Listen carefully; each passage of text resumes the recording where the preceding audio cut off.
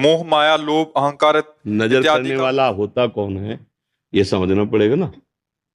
आप ही नजर करने वाले हो और फिर नजर चूकने वाले हो। तो आप तो नजर चूके हुए हो, तो नजर करे कौन? चूकी हुई नजर का स्वरूप क्या है? अंतःकरण में तदात्म भाव। आप ये नहीं देख रहे हैं, कह जरूर देते हैं मन आज मेरा शांत नहीं है, मतलब दृष्टा तो आप सूचित कर रहे हैं वाणी से, लेकिन आप मन बने हुए हैं, आप स्वयं को उसके साथ अशांत किए हैं। आज मेरी इच्छा है ये खाऊं, ये देखूं, ये सुनूं, ये आपका विषय नहीं, ये उन इंद्रियों का विषय जिनके साथ मन मिल गया है। पर आप उस समय तदात्म है, तो आप नजर कैसे रखेंगे? नजर तो दृष्टा पुरुष रखता है, जो दृष्टा भाव को प्राप्त, दृष्टा ही तो नजर रखेगा। और हम तो दृश्य बने हुए हैं, जो हमारा अंतःकरण मांगता है वही। अब क्या करें? हमें इससे अलगाव चाहिए, तो इसके दो उपाय हैं। एक हरिभजन सत्संग, जैसे पंछी आकाश की यात्रा में दो पंखों का प्रयोग करता है, ऐसे ही परमार्थ की यात्रा साधन को हरिभजन है, कै सत्संग सहाय। प्रधान साधना नाम जप, और इसमें रुचि, क्या करना चाहिए क्या नहीं करना चाहिए, इस दृष्टि को प्राप्त करने के लिए शास्त्र स्वाध्याय सत्संग। अगर सत्संग नहीं है, हरिभजन नहीं है, तो आप स्वयं फिसले हुए, फिर जांचेगा कौन?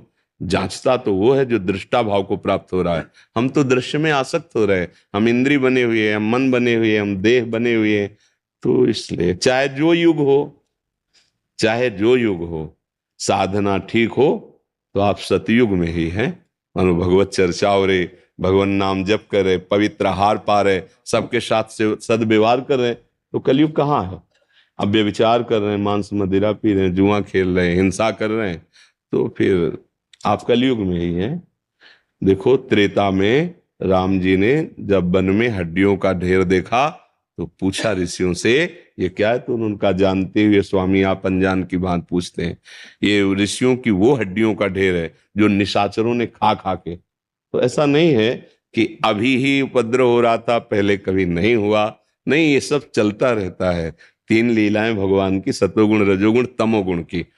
आप अगर सात्विक भाव, सात्विक आहार, सात्विक चिंतन, तो आप सतयुग में हैं, आप भगवान में स्थित हैं। और अगर आप गंदी बातें चिंतन करें तो जो कलयुग का प्रभाव और युगों में भी झांक के देख लो, वो आचरण मिलते हैं, क्योंकि जो तमोगुण को रजोगुण को स्वीकार किए उसके आचरण वही होंगे। हाँ, कलयुग में थोड़ा विशेषता है, कलयुग के प्रभाव की विशेषता है, पर भगवान के नाम से बढ़कर थोड़ी कलयुग सामर्थ्यशाली। अगर हम नाम जप करते हैं, सत्य शास्त्रों के अनुसार चलते हैं, तो हमारे ऊपर कलयुग का कोई प्रभाव नहीं रहेगा। कलयुग का प्रभाव तब होता है जब भगवत विमुख होते हैं।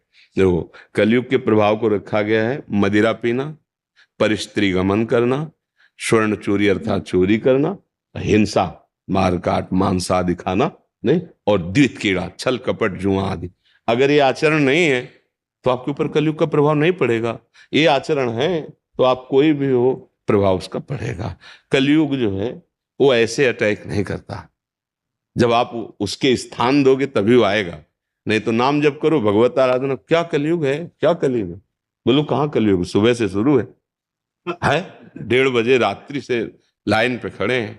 आप सोचो, पूरा रोड 2 किलोमीटर का है, वहां से यहाँ तक, यहाँ गेट से लेकर वहां उस गेट तक 2 किलोमीटर, व्यक्ति ही व्यक्ति, व्यक्ति ही व्यक्ति। क्या है? आपके अंदर भाव आया है। तो कलयुग, अगर कलयुग आपके ऊपर होता तो आप वो कहीं और खड़े होते, यहाँ नहीं खड़े होते। यहाँ खड़े हैं मतलब कलयुग नहीं है। आप देखो, राधा राधा राधा राधा ऐसे चिल्ला रहे हैं और घंटों से पहले खड़े हैं। मतलब अगर हम 2-2:30 बजे निकलते तो वो पहले से खड़े हैं। अगर वो जो श्रृंगार करते हैं रोड में, वो उसको देखो तो ऐसा लगता है 2-3 घंटे पहले किया होगा, पत्रावली सब ऐसे रचना, सब चौक पूरना। ये कलयुग है।